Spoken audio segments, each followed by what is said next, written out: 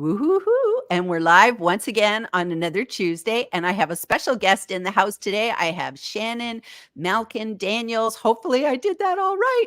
You And we did. have an awesome, yay! And we have an awesome topic today. We are talking about TEDx, tips for TEDx. So let me just grab the banner real quick. Insider tips for giving a TEDx talk. We'll talk about TEDx maybe versus TED and all the good stuff. But before we get stuck in, Shannon, can you please just introduce yourself? Let people know who you are and what you do, and then we'll get stuck in. Yes, first of all, thank you so much for having me. This is such a joy. I got to meet you several months back, and then we threw a net and we got to do some things together. And so it's really fun and exciting to be here today and talk about this topic. For those of you out there that don't know me, my name is Shannon Malkin Daniels. I am a public speaking, communication, and confidence coach, and that's just a fancy way of saying that I help people find their voice, develop their message, and then share it confidently with the world, whether that be in the boardroom, on stage, in networking situations, whatever it may be. I help you improve your communications and your confidence around them. Awesome. Awesome. So we're talking about TEDx today because, this is just this is the thing that like you're either in a category of you've given a TEDx and we're like, ooh, we're not worthy. Like, people just, they're amazing. So anybody who's given a TEDx, I just instant admiration. And then there's the rest of us who are like, how do you do this? How do you, it's like, I talk to so many people and I say, what's your dream? And it's like, my dream is to get on the TEDx stage. So it's obviously a huge thing, an amazing thing, but there's so much mystery behind it all. So that's why I love that we're talking about sort of the insider tips for giving a TEDx talks. So before we kind of get into some of those tips, can you just share quickly your journey of how you got to give a TEDx talk? Yeah, absolutely. And a lot of people are very scared of the process. It is a process, but I'd say go ahead and take that leap. You're going to get no's on your way to yeses, and that's just part of the process of applying for TEDx's, which I'll spill a little bit more on that later. But for me, I had been very integrated in my community. Community is a big thing for me personally. And as part of that, I had joined a pro speakers group, being that I speak, through our local library in StamFord. And then the library had a TEDx conference that they put on. And when they were putting on this TEDx conference, we, of course, as the pro speakers group that met there, got all the information about it. And a lot of us applied. A few of us made it into the conference. But it really helped the fact that I had been so involved with the community, that I had been part of this group, and that I really took the time to think and read the instructions of what they were looking for with this conference and take the time to understand that. And then also there's a lot of TEDx's that have themes. So for me, for my journey, it was taking the steps to set myself up. I said, I know I want to do this. What steps do I need to take? And I started putting the wheels in motion. I joined that pro speakers group. I learned about TEDx from them. I went and attended TEDx to see how it all ran, not just watching them on the screen via the TED website or YouTube, but also physically going to TEDx to see what it was all about, what it was like to be in the room, to really experience it, and then really dug into what is this application process like? What are they looking for? What are the criteria? And then I spent weeks and weeks just reviewing that criteria and thinking through the best way to apply. And I went through so many iterations of my application before I finally submitted it, but that really was helpful in the process, is looking for local community ones that I knew where I had some connections and some support, and then really paying attention to what they were looking for. Awesome. Awesome. So can I just ask, what's the difference between TEDx and TED? Is it just the X? Like what does that mean? Are some independent? Yeah. So TEDx are generally independent. They're local community events organized by community organizers, by libraries, there's some that colleges and universities host. They're basically licensing that TED name and using it at the local level. TED is the big stage, the big conference. That's where you get the Bill Gates and all of that up there on the stage. And so the TEDx is more your smaller local community TED event. And it becomes a great springboard if you do aspire to get on that larger TED stage. I like that. I like that. That thank you for that clarification, because sometimes it's like I've wondered, okay, I'm using it wrong. So truly, when you're talking about the independent ones, put that little X in A there. little, So yeah, I love that. yeah. I I love am that. not a TED speaker. I am a TEDx speaker. I like that. I like Yeah. that. And so, it's interesting when you talk about application, because I had actually always thought you kind of got picked. Like somebody would kind of come and like one day say, "Oh, Gillian, we'd love you to come and speak." And that would be that's how it would go. And I remember a couple of years ago, I saw an email, and I think I might have seen it through a Toastmasters group when I was living in Utah. And they said, "Oh, we're going to have a TEDx event in Salt Lake and you could apply." And I went to apply, and I realized as I was filling out the application that it had a theme that I actually couldn't relate to. But I really, really wanted to do this. So I applied anyways, and I didn't make it. And I kind of felt sad. But then I went and volunteered so that I could still be a part of it. And like you said, learn from the experience. And that actually was a great eye opener to how it's all organized. So, Yeah, absolutely. And you mentioned the theme, and that's so important. I'll tell you, I had a client come to me. He wanted just so badly to do a TEDx. He had his topic, he had his talk, it was all mapped out, and he had applied to dozens of TEDx, and he kept getting rejected. And couldn't understand why. And then one of my previous clients, who I helped her with her TEDx, that now has over 1 million views, is featured on the TED site, and has turned into a book deal. But I digress. He went to her and was talking about this apparently, and she recommended that he work with me. And so we sat down, and the first thing I did is I said, "Show me this application, show me what you're sending in." And he had it laid out very boilerplate. It was what he wanted, like you said, the topic he wanted to talk about, what he was passionate about, and he was just submitting that in. And it was a great topic. But where he was missing the mark, and where I worked with them, is each TEDx, not all of them, but each TEDx generally has some kind of theme, and that theme will change year to year. So, for example, the one I applied to, the topic was community. And so I said, this is a topic I resonate with. This is something I want to talk about. And so I came up with my big idea that I wanted to share around community and really focus the application on that. And I helped him to do the same.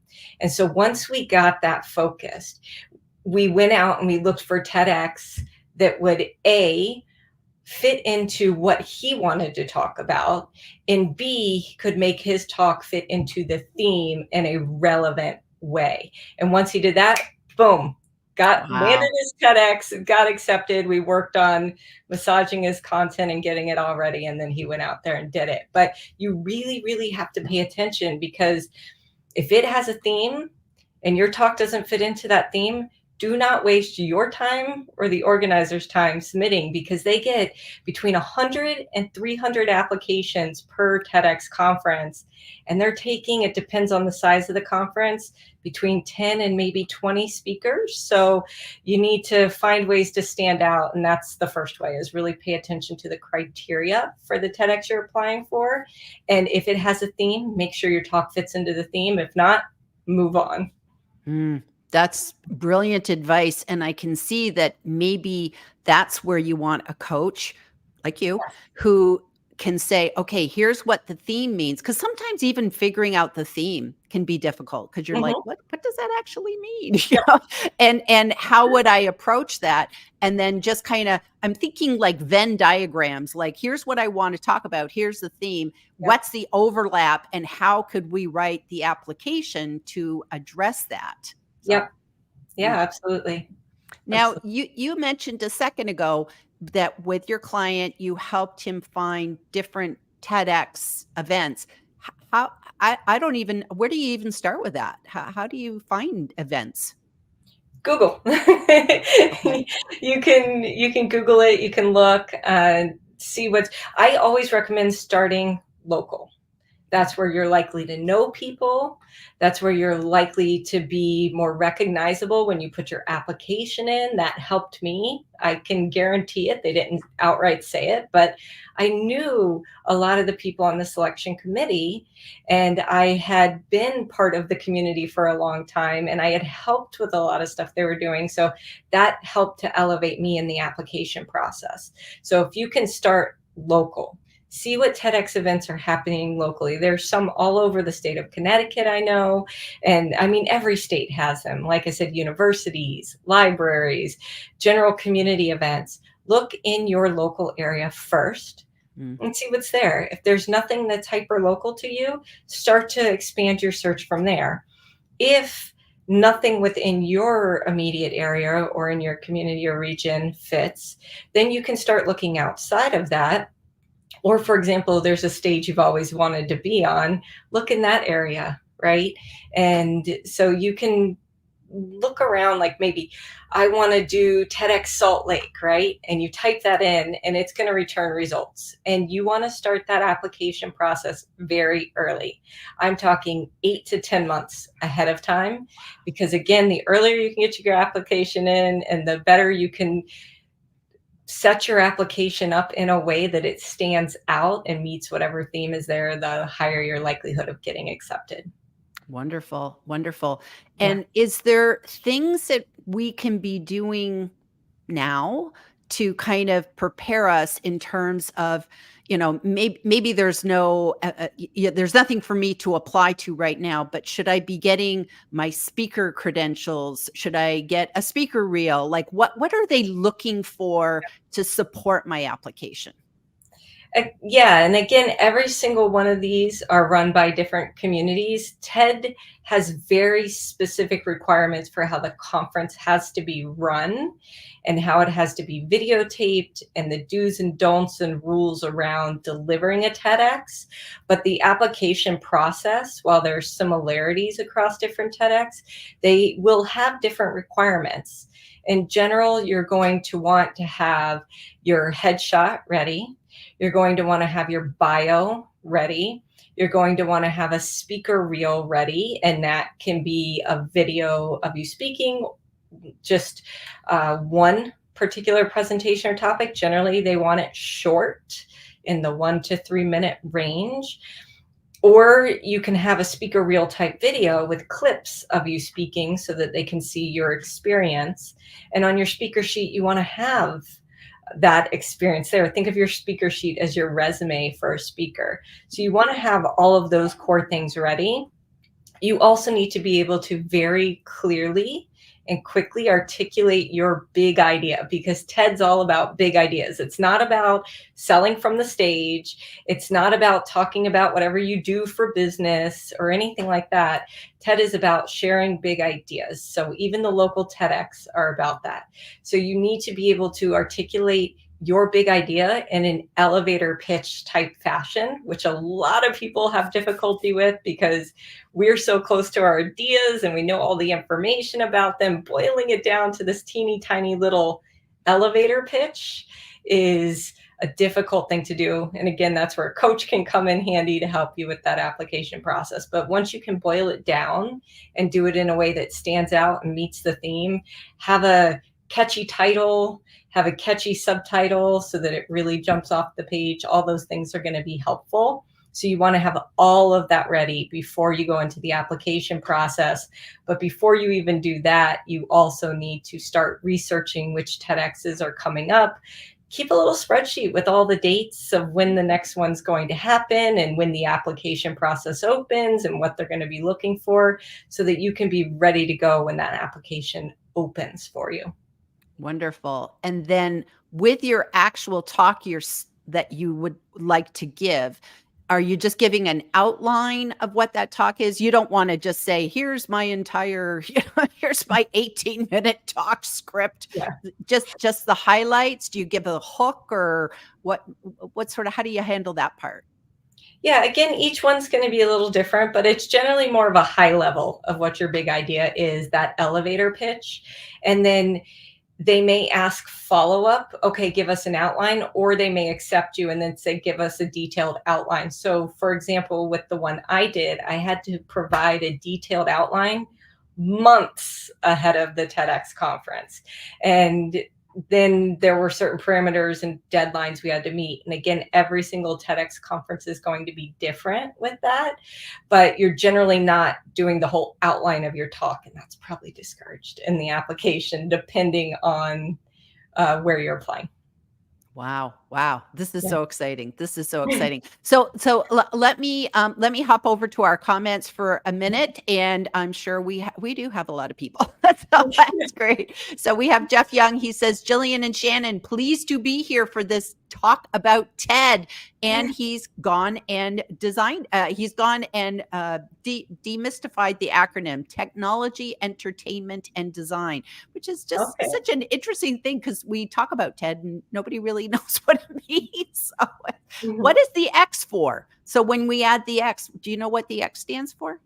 I don't know exactly what that stands for, but I believe that's the way to indicate that it is the local, not the main TED conference. It's the Got it. independent. I believe the X indicates independent on that Got part. it. Got it. Got it. Is this you? Yes, that's me. Oh, that's awesome. That's great that you could do that. Okay, we have Laura. Okay, Shannon, spell C. I'm envisioning everybody That's the here. tea. I'm spilling it. I'm just envisioning everybody going, is this going to be transcribed? Like just everybody taking copious notes here today. So that's amazing. Hector says, yay, Shannon. So you got fans coming in, Shannon. This is Hi, awesome. Hector. This is awesome. We have Marcia. I know Marcia. She's a dear friend, and Marcia recently went. She's another TEDx dream, wants to do it, and she also volunteered to go do. And she went to a TEDx conference. And like you said, Shannon, I think that's really important. Go to a conference, be in the audience, be behind the scenes. Those are great things, Marcia. So thank you. Yeah. G says, hi, ladies and all. Really psyched for this one with TEDx on the brain. She's another one. I think she flew out to Detroit. She lives in Texas. She flew to Detroit to go to a TEDx. So again, and met all sorts of wonderful people in the audience that she already knew, and people that were actually working at the TEDx event itself. So I believe that was Christopher Johnson. So that was just amazing. And Jeff Young says, Marcia, greetings. You would make an excellent speaker. So that's amazing. There's so much mystery behind it all. Sums it up. So Shannon, with the whole mystery in mind, is there something that like when you were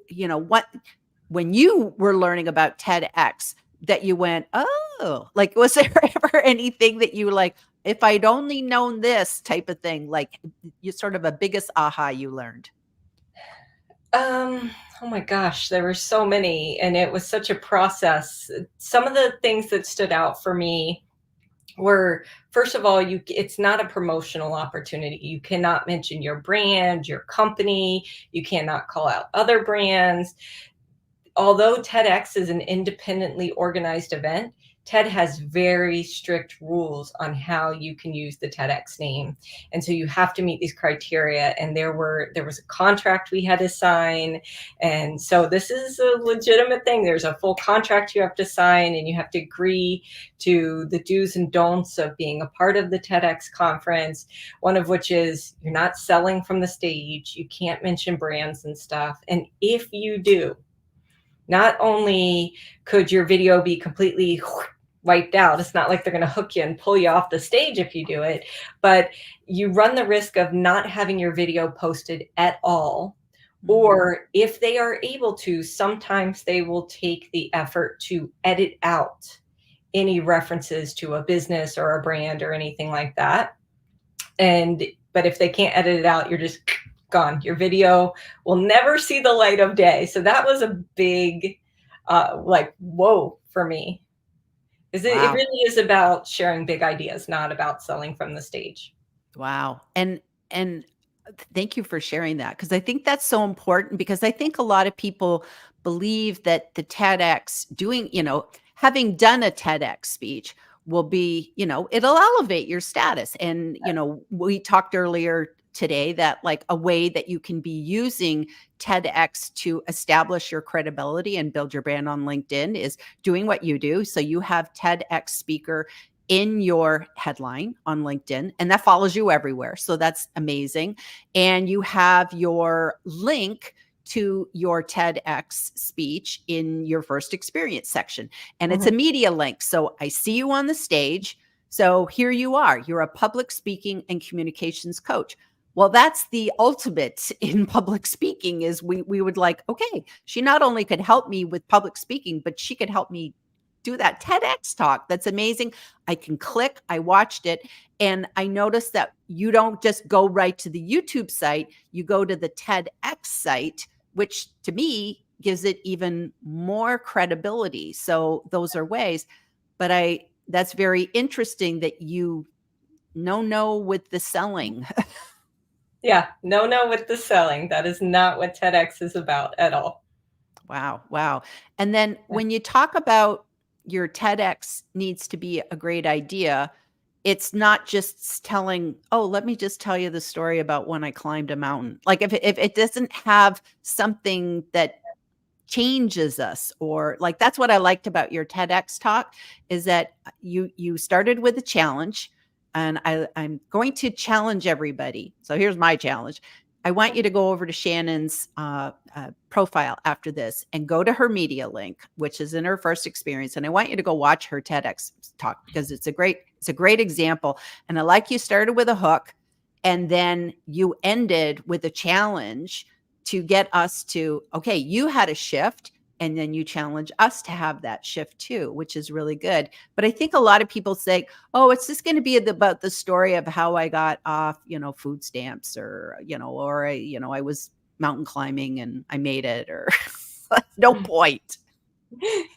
Yeah, and storytelling is a big part of TED. Absolutely. A lot of people are used to giving more of a business presentation in the way that we present a lot. And TED is very big about storytelling, but you need to teach something through your storytelling, right? And I won't do the spoiler alert of what mine was, but yes, I talked about, I opened up with a think about this, right? And then I talked about my journey. I used a storytelling technique and I talked about my hero's journey and how I changed as a person and a character through these learnings and these realizations. And I challenged people to question their own way that they think and feel about this particular thing based on that, right? And to really, your goal is not always, it's kind of like with innovation, right? You're not always, I was having a conversation with a friend the other day. The paperclip exists, right? And then you can improve upon the paperclip, and that's an innovation. Maybe it becomes magnetic, and then maybe it becomes larger, and then maybe it has all these different features to it, right? Think about TED like that. There's an idea out there, right?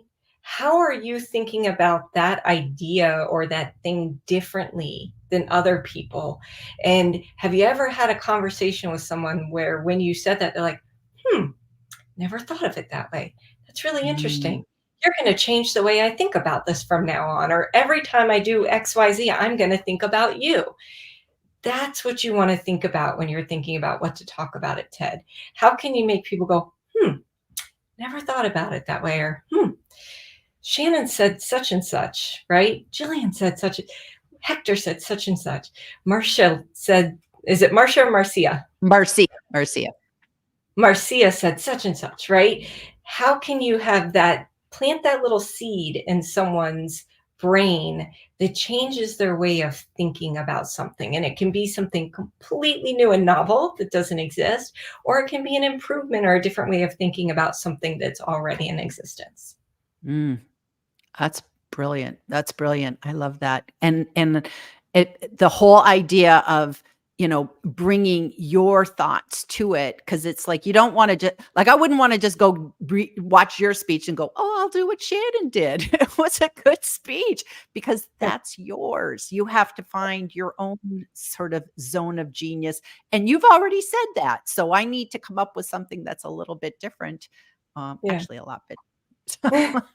That's Well, and good that's to what's know. gonna help you in the application process too, because so many people are just applying because they want to be on the TEDx stage, and they're looking at it as a platform to springboard them and really launch their career or help promote their business. And what's going to make you stand out, and I think is a big thing that helped me to get accepted in my first round of applying to be a part of a TEDx, is really thinking about how can I stand out? How can I fit that TED type of mantra of sharing a big idea that makes people think and changes their lives and changes the world, right?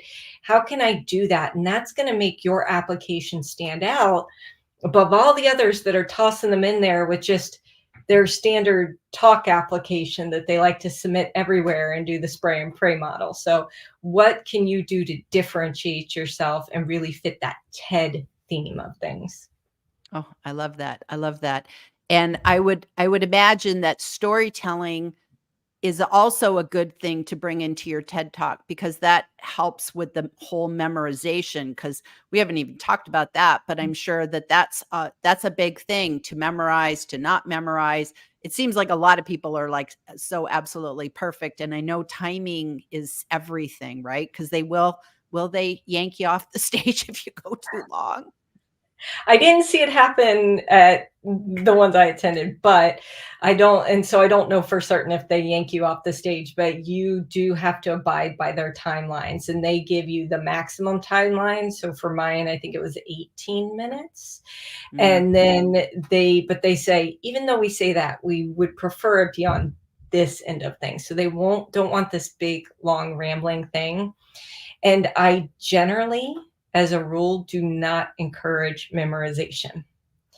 Why is memorization bad? Memorization is inauthentic. You become a robot, a talking head up there. Anyone can take someone's written word, memorize it, and stand up there and deliver it. You need to deliver it with authenticity, conviction. You need to be raw. You need to be vulnerable. So, yes, there are timings involved, and you do need to understand your speech roadmap. The things are recommend, there's my word, I lost my word there. The things I recommend memorizing: your opening, your first couple of sentences. That's going to help those nerves and just get you jump started and moving into your speech. And then the end, so you can end with a bang and really have that impact that's there. And then any really important quotes or facts or figures, information that has to be precise, you need to memorize that or use your slides for that. And then what I teach my clients when I work with them about memorizing or preparing to deliver is, instead of memorizing, we take your speech, we turn it into a written roadmap, which is a form of an outline that I've developed over the last decade. And then we take that and we turn it into a visual roadmap so that you don't have to have notes at all. And with a lot of TEDx conferences, you will not have a vanity monitor with notes on it. You will have a vanity monitor with your slides and your slides only. So you need to be prepared for that. And you've got to learn how to use a visual roadmap or storytelling. Storytelling makes remembering things easier because it's your story. You're telling it, right? It doesn't have to come out the same word for word every time, as long as the essence is there. But telling those stories really help as well. And then couching the information within those. That also lets you connect with your audience better, because storytelling lets us connect with humans and it lets us open up and be authentic. Wow. Wow, that's brilliant. And my brain is so excited at the phrase of a roadmap, of the speaker's roadmap, because that just sounds so much better than having like bullet outline or it just like I just kind of like you are here and I'm seeing like a little guy walking and doing, the different parts. And to be honest with you, if you kind of took every speech that you do, whether you're speaking at a conference, whether you're on a LinkedIn Live, whether you're, doing a webinar, whatever, it's like if you take these same principles, I think that they apply. We should all be doing TEDx's for every time that we're trying to communicate a big idea. So it sounds so brilliant.